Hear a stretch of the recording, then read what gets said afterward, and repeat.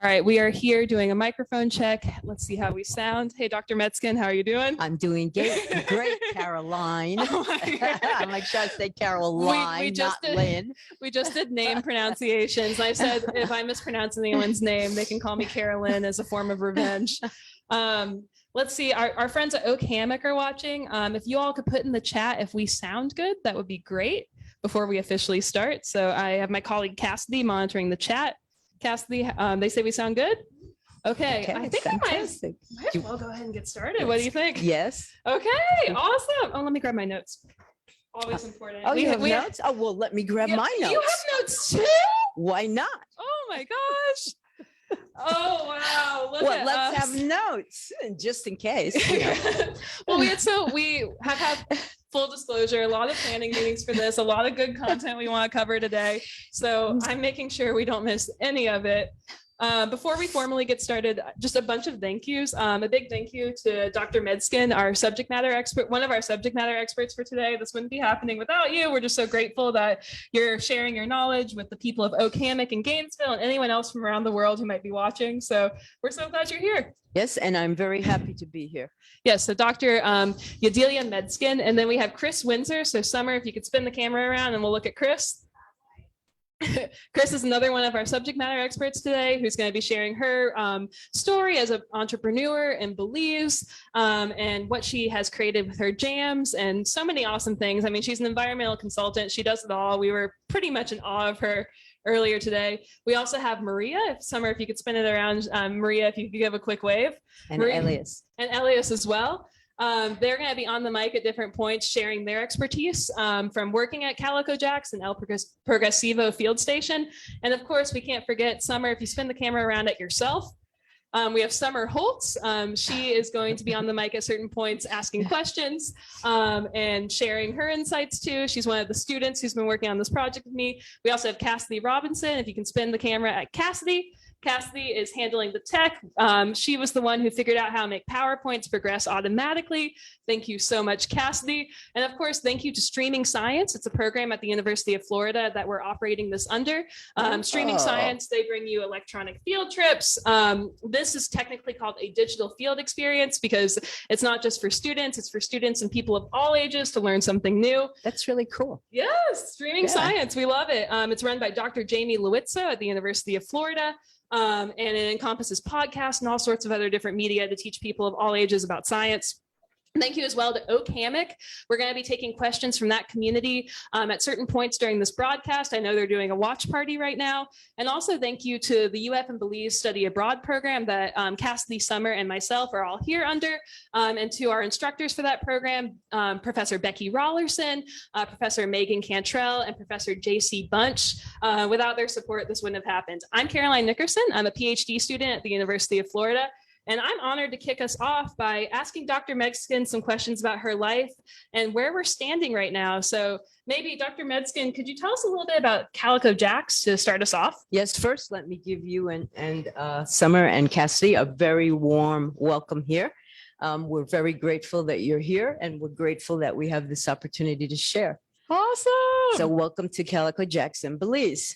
Yay. Oh my gosh. Yes, we are in Belize right now coming at you live. We were having the time of our lives today and throughout this whole trip. But I mean, we're in a really special place. So where are we? Give everybody a sense of place. Okay, so we're in the western part of Belize. We're in Cayo district and we're in a small farming village. We're at what I would say the foot of a range called the Mountain Pine Ridge area. And so our terrain is basically rainforest and also mountainous in this particular area. Yeah, we experienced that today. We went climbing up and down into a cave. I was wearing this. We'll show you some pictures of that later in the broadcast. So we're in Belize. Belize is a Central American country. Could you tell the folks watching a little bit about it? Yes, Belize is a Central American country. It's also a part of the Caribbean. So we're fortunate, we're blessed to belong to both communities. And it's a sparsely populated country with a population of around 380,000. And yet we have a large land area, relatively large land area. about the size of Massachusetts. And so we have a very nice advantage with respect to our ratio of people to land. That's awesome. Mhm. Okay, so we know a little bit more about Belize. We know where we are currently. Let's hear a little bit more about you. So how did you get here? What's your background? Okay, so I am a Belizean, and I was working internationally, and I wanted to come home to help Belize develop. Belize is considered a developing country. So relative to the United States, Belize, on average, individuals living in Belize have less income than they do, for instance, in the United States or any advanced country. So developing simply means that a country has not yet fully exploited its potential. Mhm. And so I wanted to come home and to help raise living standards and well-being in the country. Yeah, that's amazing. So where were you before you came home? I was working for more than 20 years at an institution called the International Monetary Fund, which is a global organization. Its membership is more than 189 countries. And I traveled all over the world for the IMF, helping countries develop. I worked in Asia, in Latin America, and in sub-Saharan Africa. Wow. Okay, so you've been to a lot of places before you decided to come home. So you came home and you started Calico Jacks, which is also a field station. Could you tell us a little bit about that? Yes, well, we started, I should say we, because my partner and husband also, he actually chose this site. We were first on the beach in Belize, and we decided to come inland. It was largely his desire to come inland and into the rainforest area. And when we came here, there was zero here, nothing here. Wow. And so everything here we have built with the team ourselves. And through this process, we were able to bring skills and to actually raise the standard of living and hopefully raise intellectual and emotional intelligence. I really noticed that today, just walking around with Julio, who's on staff here, just the pride he had talking about this place. He made sure to tell us that your zip line is the safest in Belize, and he had the data to back it up, which I loved. And he took us into the caves, and he was able to, I mean, he was basically a bird expert. He was able to explain everything to us on the trail. So I think that really shines through in terms of intellectual capital and the amazing people you have making this place run. So we'll show you on a little bit some of the amazing things we saw today, but could you kind of paint a picture for us of what is here at Calico Jacks, all the different components? Okay, so we have basically two main activities. One is a resort, and the resort is comprised of, I would call it an adventure park, because not only do we have zip lining, we have rappelling, we have a rope ladder challenge. So we have adventure type tours, and yet we're nature based. Okay. And so our mission is to promote human beings reconnecting with nature, because I think that a large percentage of the population is disconnected now from nature. So that's one of our missions on the resort side. So we, of course, host guests. Most of our guests come from the United States, but also from Europe and Canada. And so that is our mission with respect to that. And part of the nature-based mission is also to grow sustainably. So we farm here, and the farming supports our restaurant, and our goal is to become self-sufficient in farming. So that's one part of we also have the field station. And I should say we have accommodations and we have the restaurant. So we also have the field station, and the field station is a part of a vision to promote human development.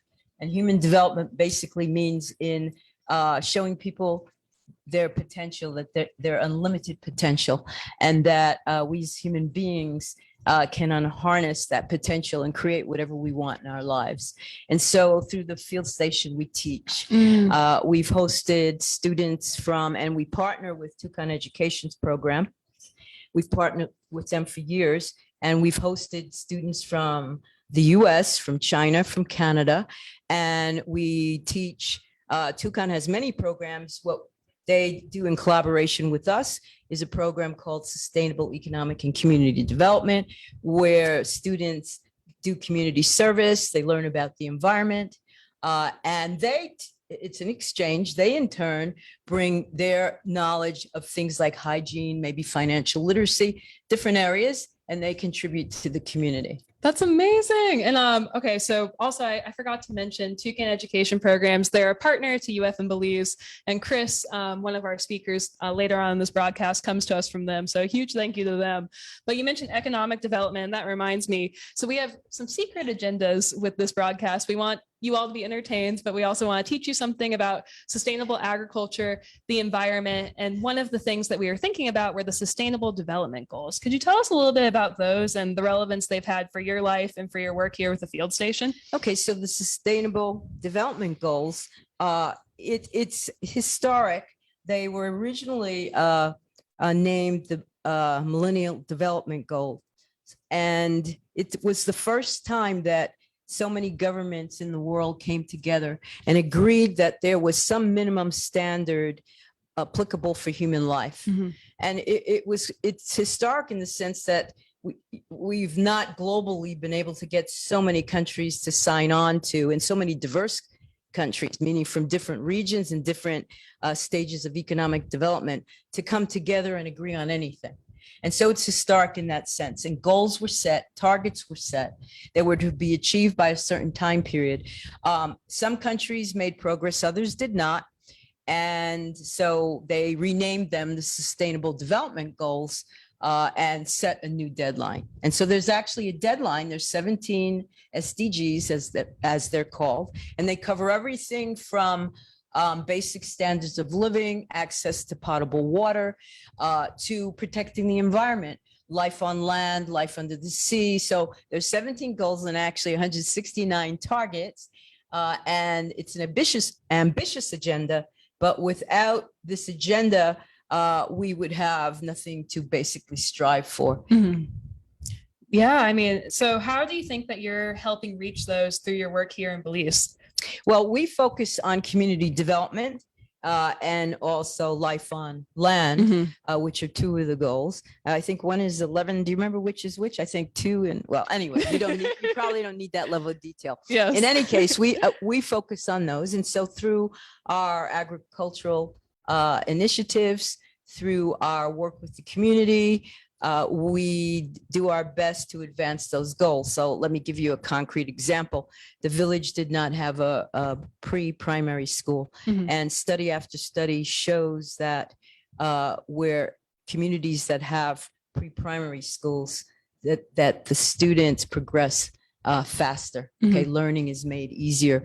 And so we contributed an acre of land so that a preschool could be built. And the preschool opened last year, and we had our first graduating class just before you came, June the 21st. Yeah. The first pre-primary school graduation took place.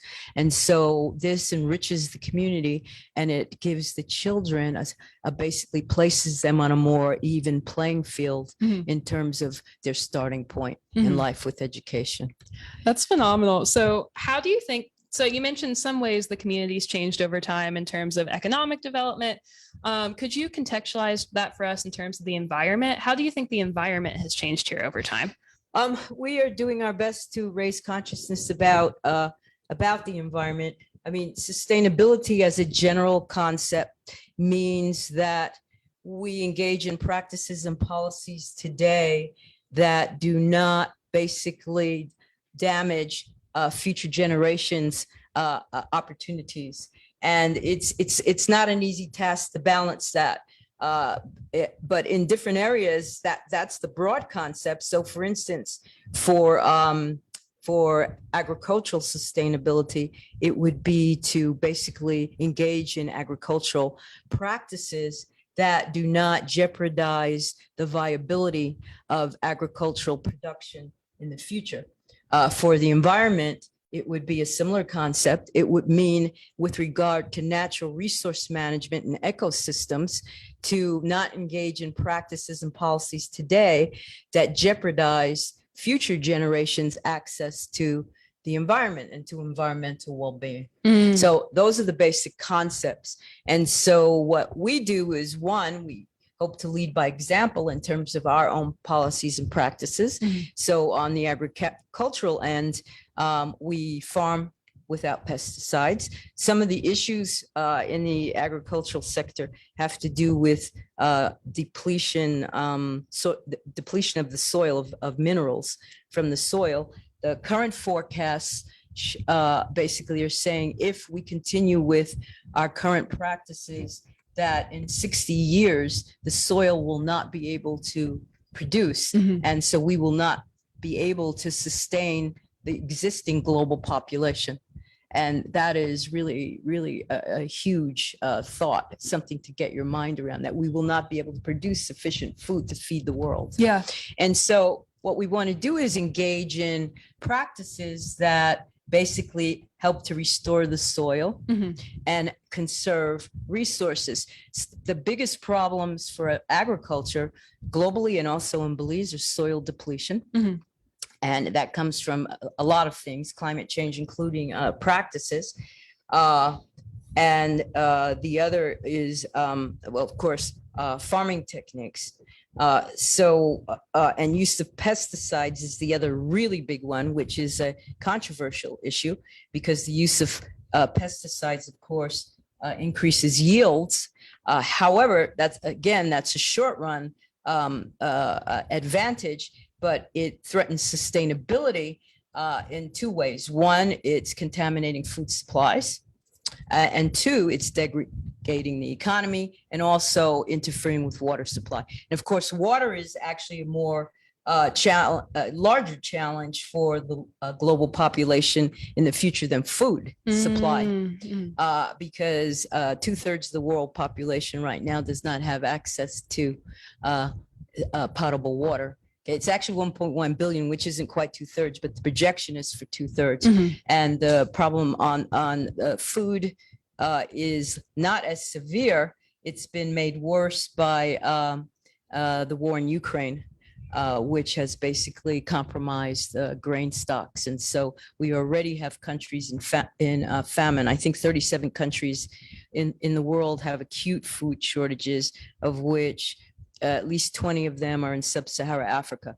So the world population is already suffering from this. Mhm. So you can say, well, what can people in a place this Here, small, I can hold them for you. thank you, in a place this small do? Mhm. Well, if we each look at how we live, it matters. Yeah. Okay. One person can have a material impact. Mhm. If we each say, well, I can do what I want because really what I do will have no impact on the world. Really, I'm just one person. It's that mindset that does not facilitate change. So even though we're small, we can still put into place practices that are sustainable and that promote sustainability and that contribute to future generations. Mhm. And then our hope is that others will follow and say, wow, we can do this. Definitely. And so you mentioned practices of sustainability. Are the new techniques in agriculture that you all are trying on site, are those part of that? Well, we farm pesticide free and we do our best to replenish the soil with nutrients, and we use things that are very easy. So for instance, Let's go over to the table. the important nutrients for the soil are nitrogen, potassium, and phosphorus. And so what we have in here are, you can see the grass, which contains all three. The coffee grounds contains all three. And the eggshells contain calcium. The calcium doesn't per se enrich the soil, but what it does is provide nutrients for plant growth. So this is what the eggshells are doing because they have the calcium. And it also helps guard the plants against disease. So it's sort of a natural pesticide as well. Wow. Okay? So those are easy things you can do to take your, pretty much everybody drinks coffee and eats eggs, or well, not everyone, but anyway. But these are items that you have around that you can use in your garden, Mhm. right? And maybe Maria wants to tell us how we Yeah, Maria, come on in we do here. it, because Maria and Elias are the ones who actually, oversee and do this. Okay. Okay, good afternoon. Yes, this is the fertilizer that we're using right now. We're using it on all of our plants. I did a test on one of our avocado. Her name is Small Baby. And she's using that fertilizer, and she's 1 year old, and she has about 75 avocados that she's giving this year. This is her first year. So yes, it does work. You don't have to go and purchase this fertilizer that is damaging the soil and the plants. So this is natural. Almost all of us drink coffee. Most of us cut the grass, so you can pick up the grass bucket. And the eggshell, we use it from the restaurant, the food that we serve. So we keep the eggshell and then we put it. It takes about 15 days the most, and then we're able to use it. So what I'm hearing is you all are doing something that people watching could probably try in their own communities. Yes, they can do it. Okay. It's very easy. It's very easy. You just need to have a container, and 15 days after, you just put it on your plants and cover it with the grass on top of it. Mhm. And that's it. Got it. So And then you can keep away also the leaf cutters, because in this area we have a lot, Mhm. so they will go away. Oh, and those So are you the ants you have in this area, right? Yes. That was fascinating. As a Yes. lifelong Floridian, seeing these little ants carry leaves on their backs. Oh my Yes, goodness. and they work day and night. Yeah. So that's why we need to protect our plants. Makes sense. Yes. So your people could use this and these techniques in their own community gardens, or if they live in an urban area, maybe they could use it in a window box or something like Yes, that. yes, Okay. yes. You, like I said, you don't need to do like dig a hole or I need to get a big case. No, just a small container, probably from where you got your coffee. Yeah. So you use that again. That's recycling. Mhm. So that you can use. Amazing. Summer, will you give us another look Yes. just so everybody can really soak this in? And we also sing to the plants. You know those old stories that we were told about talking to plants? Mhm. Well, we sing to the plants, and it really works. We Wait, all. Maria, do you? Yeah, are you gonna sing? All right, I got Yes. Maria to sing for us. Yes, I will sing what we daily sing here at Calico Jacks when we do our walk, and I also do the visiting. We do the visiting at the plants and tower garden. So this is what I sing. We sing together. You can. Oh, you want me to sing? Yeah, here, I'll give you my mic. Oh, okay. Well, this is Om Loka Samesta Sukhino Bhavantu. Om Shanti Shanti Shanti. There we go. Oh, that was phenomenal. Here, you Oops, can keep your that's mic. mine. Because Sorry. I think we're almost ready for a question break, but Okay. first I think we should address the elephant in the room, or the tower gardens in the room, what we're standing in front of, because I think it segues nicely from talking about an amazing agricultural practice you have to this high-tech masterpiece. So talk us through it. Okay, these are tower gardens, and I started thinking about how might, given soil depletion, which is a problem here in Belize, and if not a severe one right now, a problem that we will face soon. And I wanted to think about other ways that we could, and other technologies we could use to grow plants. And so this is in the family of hydroponics, which is growing in water. And so the nutrients go in the soil. And so you can see this, we have a photo here. Let me see if you guys can see this. Yeah, You can some are see- going over. Yeah. You can see what it looks like when it's full. And we use this in the restaurant, and it's kind of cool. Guests can come, they can cut, their lettuce, so we cut it for them, or we've grown green peppers, beautiful green peppers. What else have we grown, guys? Arugula, habanero peppers, lettuce. We're expanding into dill. Right now we have cilantro, we have tomatoes. So we're hearing cilantro, tomatoes. Here, come on in. Tell us about what you all are growing. We want to hear from you. And introduce yourself first. Yes, so we started with the first one here, as you can see the picture. We started with sweet peppers. We had the round number one, we had sweet peppers, and then we had habaneros, we had arugula, we had basil, we have cilantro. Up to right now, we have cilantro. We have 2 plants of cilantro that we also come and get to, as Dr. Mexican said, that we use it in the restaurant also. And on the first one from here, as you can see, we have the purple cabbage also. That is our first plant that we have. We have the purple cabbage, we have kale, and then we have basil. Here is the basil, and then we have parsley also. It's a baby plant that we have, and then we have the tomatoes in the bottom. Then I have oh, right here. See, this is one of the new plants that we have. That we like what Dr. Mexican said before. This was the first one, but we changed already. We change it once it grows to a certain point, then we change it, and we brought some new plants in also. That is fantastic. I think we're almost ready for a question from our friends at Oak Hammock. So go ahead and get that to us if you have some questions. But I have a quick question about this. Did you Yes. have any surprises along the way while you were developing this, or anything you didn't expect? Well, we had with the first one, we had to we had problems with getting the pH right. Okay. Right, but now it's easy, right? I hear some laughter in the background. I don't know how easy it may be. Easier. It's easier. Okay. It's easier. All right, I think we're ready for some questions. I'm going to walk on over here and see what the people want to know.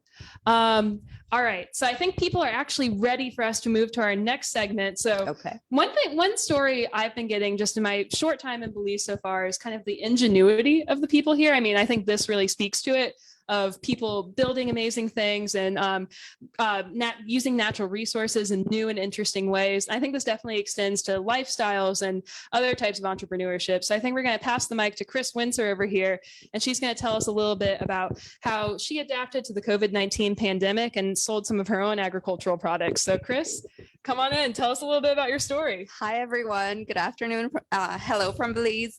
So originally, I always made jams. I've been making jams for about 12 years now. And originally, what I did was just give them as Christmas presents for my family and friends.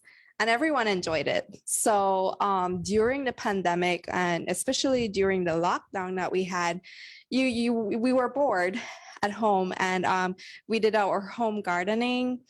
I have a little daughter. She was very well involved in that. And it came to a point where, okay, what else can I do?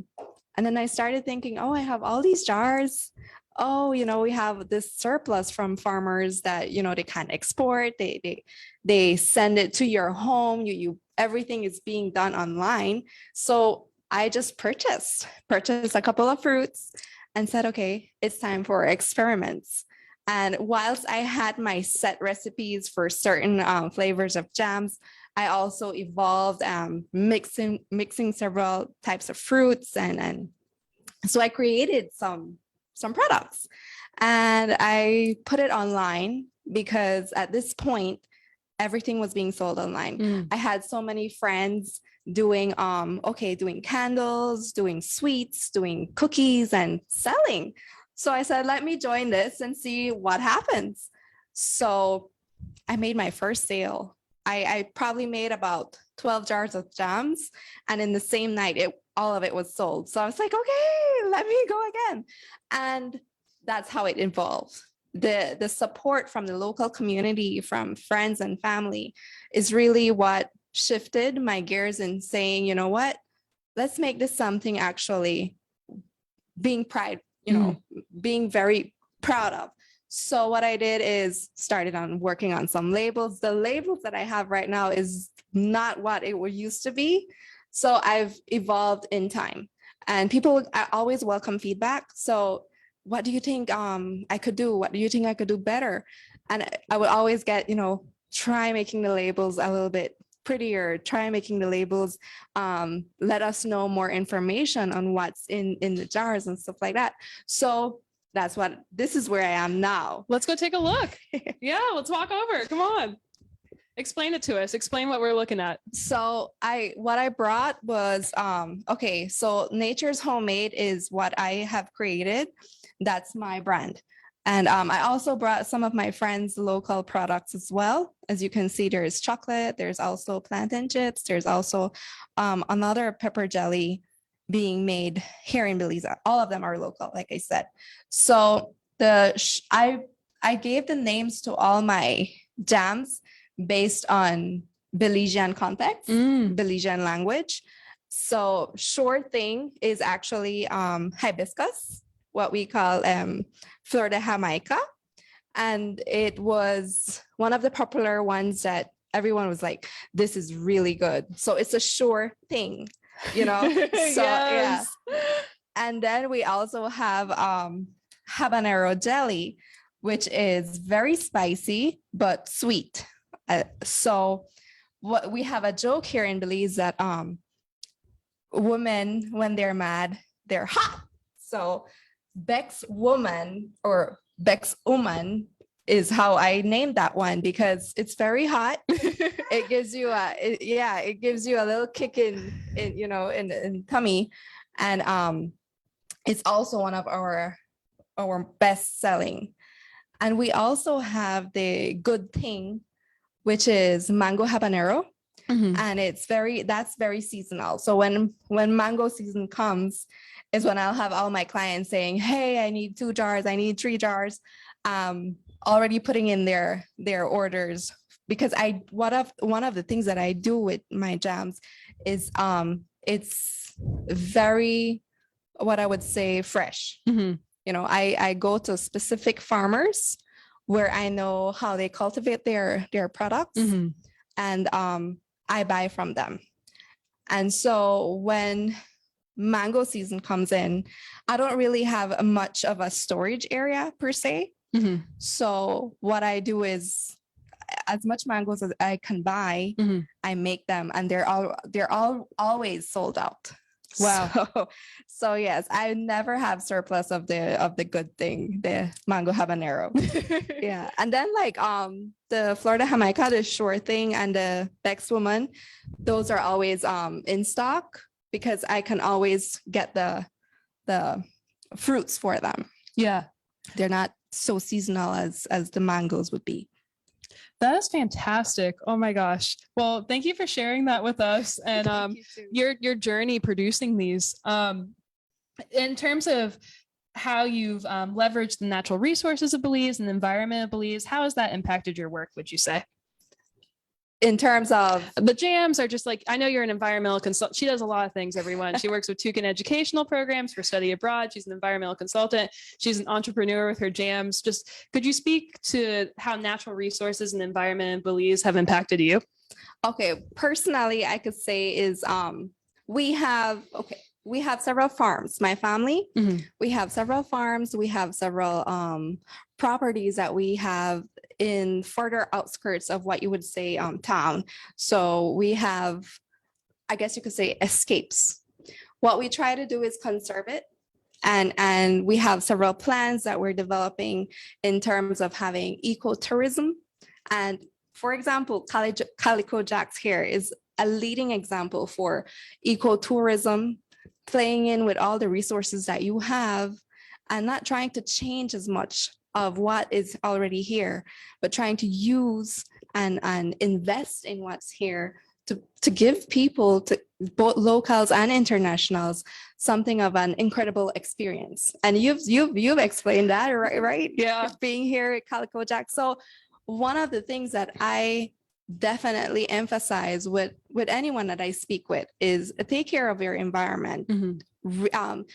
Be cognizant of how you use your resources, and especially showing that by what you do to others as well. So it's not only speaking about it, but also putting in action what you preach. That's fantastic. I think we're almost at the end of our program, so we'll have a chance to show the rest of the items on the table. But first, I think we have a few more questions.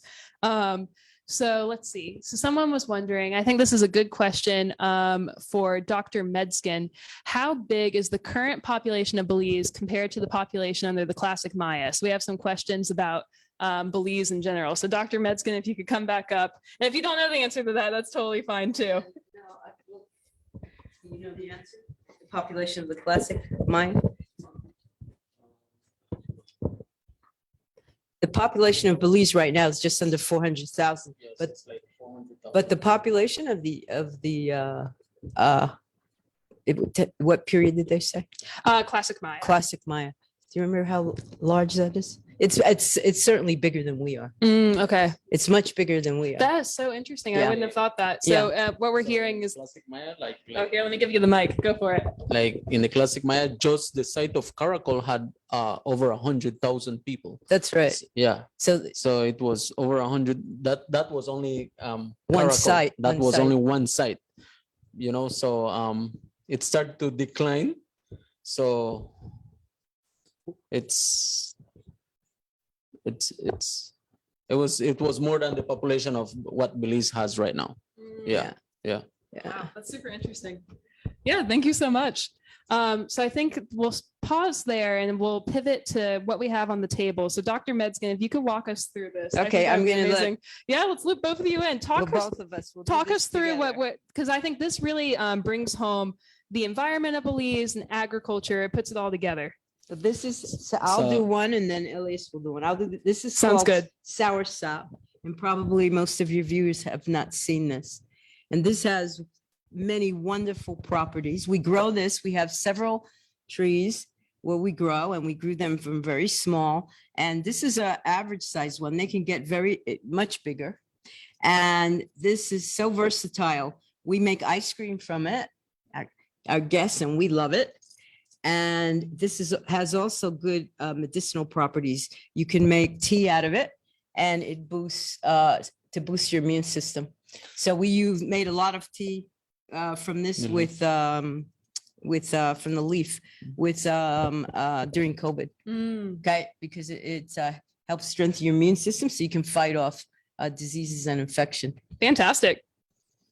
You want to do the next one, Ellie? So the next one that we have here is the cacao. As you can see, the cacao it's a very indigenous plant. We say indigenous plant. We come to the question about the Mayas. The Mayas use it as very powerful interchange with their goods. This is where we make the chocolate, where the chocolate is coming from. And then we also have the leaves right here that we use also. We use the leaves. So on the majority of the plants that you see in the back, so we use the leaf from the cacao and the sour sap so that we can spray on it. So we use no pesticide on our plants, and you can see how green they are. The next one is Wait, let's do it on the cacao. We actually serve this. We take the seeds out and we roast them Mhm. and we make chocolate out of them. And Wow. it's really wonderful. And you do all that on site? Yeah. We That's do so all that on cool. site. I know we have about 10 minutes left in our program. So if you want to kind of summarize the rest of what we see here. This is cassava. And Okay. I think people probably don't know what cassava is, but also versatile. It's a root. Mhm. It It's a survives grown food. almost everything. And you can make bread out of it. You can, we serve cheese, cassava fritters. We serve fish, cassava cakes, and you can make bread and puddings. You want to do plantain and mangoes? We have the plantains grown here at Calico Jacks also. This is ready. The one of the dishes that is added to the rice and beans. Very yummy. Then we have the mangoes. We have now someone that will purchase mangoes from us, that we are growing them already. We have oranges also. We have tangerines And limes. and limes. So right here we have the leaves. We have our peppers. We grow different types of peppers. Yes, Yeah. different types of pepper. These are the Habaneros, garden habanero. peppers. Yes, those are the garden peppers. Those are the basil. These are the chives. These are the mints for the mojitos. These are the chives. These are the leaves from the sour sap. These are We also grow fever grass, which is Yes. also good for respiratory. yes, right here Right we have here. the fever grass, and this is oregano. So we've really shown the people watching what you grow here. How would you summarize your agricultural practice in a nutshell? I know you told us something about that earlier, but let's bring it all home. Let's connect all this together. Well, again, we do our best to lead by example. We do not use pesticides. We do our best to renourish the soil and take some of the burden off the soil by using water, hydroponics. And our objective is to be sustainable in food production with a very light footprint, environmental footprint. So I think we'll take a few more questions from the audience, but before we do that, I'll give them our friends at OKMIC a chance to type anything else. What's something about Belize you wish everyone knew? Oh my gosh, I think everyone wants to answer that question. What's something about Belize? We are very diverse. Oh, here, you need the mic. Yeah, I Come was on up, going to come on say up. that. You said exactly what I thought. Go for it. Just that we're a very diverse culture. We learn from one another. We are very welcoming and definitely a place for everyone to visit. We have the rich Maya Mountains, so the rich seashores. Second largest barrier reef in the world, and the second intact rainforest after the Amazon. Wow. Yeah, that's amazing. And for those who want to see we saw some of this on our trip. We're going to be playing a slideshow at the end of this. It was at the beginning, but we'll loop it again at the end for those who didn't get to catch those pictures. But yes, it is a very diverse country, not only in terms of people, but also in terms of the natural environment. All right, I think we have some questions coming in. So let's see. Someone was wondering, could you clarify the amount of time that Calico Jacks waits to use the coffee from the eggshells? Was it 15 days? So Summer, if you could point the camera back at this. 15 days. So it was 15 days, is that right? Yes, you're right. Yeah. 15 it's days. 15 days. Got it. So to remind those, this is a natural call to action that you can use in your own communities to make them sustainable. So I think we have about 5 minutes left. So we're almost at the end. So one of our goals today was for everybody watching to be able to take action in their own communities with their own environments, their own natural resources. So Dr. Medskin, what call to action would you give people watching from home about something they can do if they want to positively impact the environment? I would say start a small garden. It doesn't have to be overwhelming, but you can grow in boxes in your homes. This was a tradition in Belize for my generation, which has been lost. I don't think there was a home that did not have a garden, either inside or outside, vegetable garden and flower garden, and help support yourself with natural produce. Yeah. Yes. I love that. And actually, one really cool thing that we learned from Tucan educational programs is that for every student they're hosting, they're planting a tree. So planting a tree, 2 trees. Chris just told me it was 2 trees. So I actually wanted to give Summer a chance before this program is all said and done to be able to ask Chris some questions about that. So Summer, we're going to switch places. I'm giving you the mic. Okay.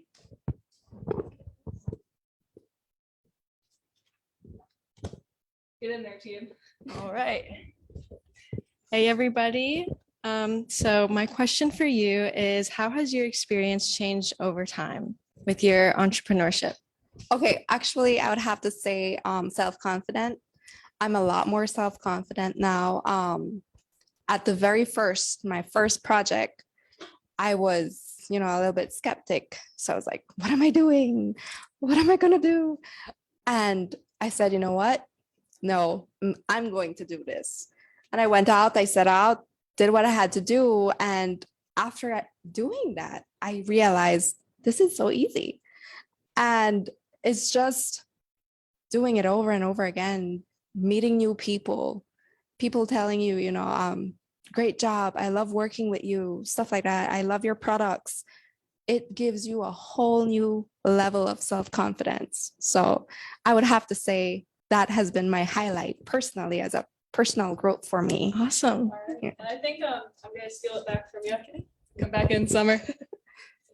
So Chris, I think we're at the end, so you and I can bring it home. So we've given you all a big smorgasbord today of agriculture in Belize, the natural environment, different things people do at Calico Jacks specifically. We were able to take some questions from the audience. So Chris, I'm going to let you give us our parting words. What is there anything else you haven't had the chance to say that you want people to know about agriculture, the environment, Belize, or anything we talked about today? Okay, I think one of the things I would love to share is there are so many ways to produce, right? You have a backyard in your house.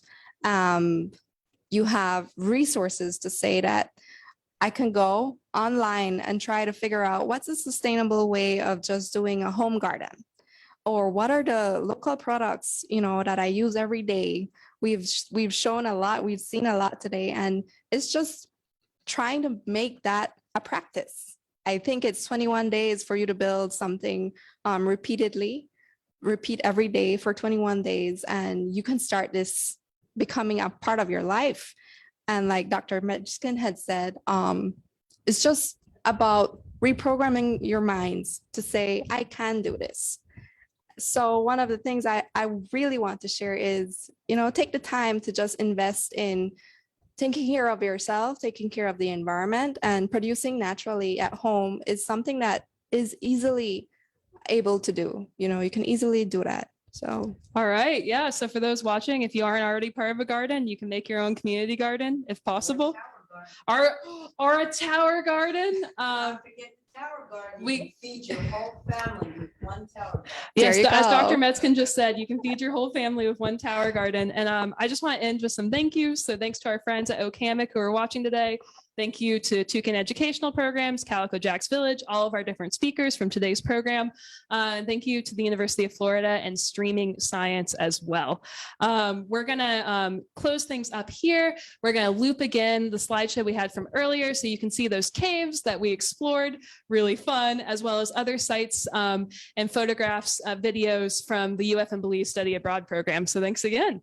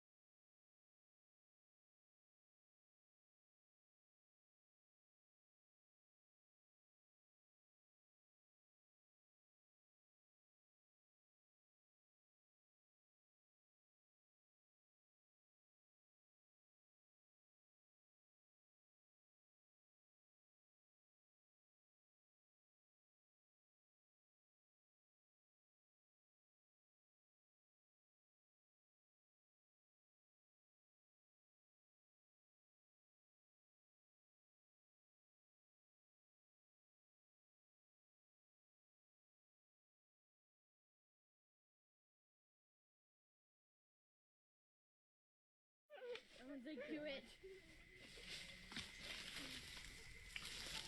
guys want to try it? I think we're getting. I'm assuming you're gonna get one here. It's way sweeter, bro. Nah, you don't like it? Yeah. Ahí hay por miles ahorita. See, there's quite a number of them. So basically what he does is